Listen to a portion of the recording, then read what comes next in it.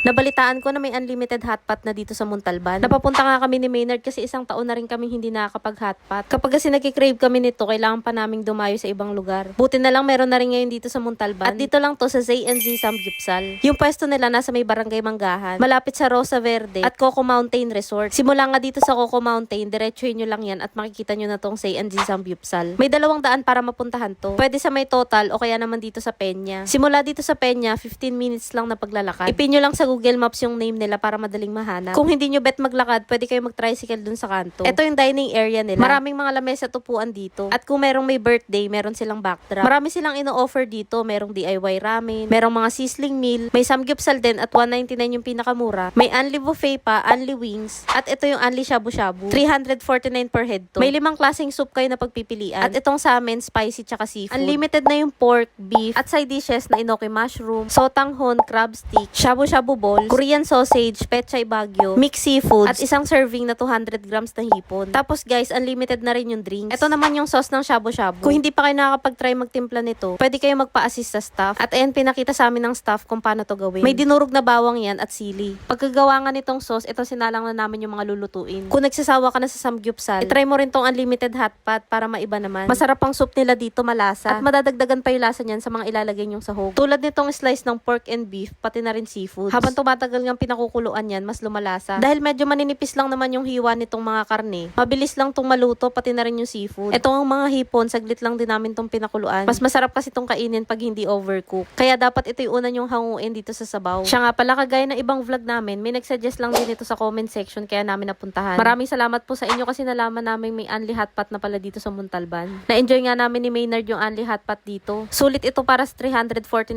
pesos. Maayos yung mga karning sinaserve, fresh yung seafood at malasa yung sabaw. Pati itong pagkakagawa sa sausawan masarap. Naghahalo yung anghang, tamis, at yung lasa ng bagong hiwang bawang. Maganda rin na meron silang hugasan ng kamay dito. At meron pang malinis na CR. Ito nga pala yung binayaran namin at wala silang hidden charge. Kaya sa mga naghahanap kung saan magme-merienda o magdi-dinner, try nyo na rin dito sa Say and Zay Samgyupsal.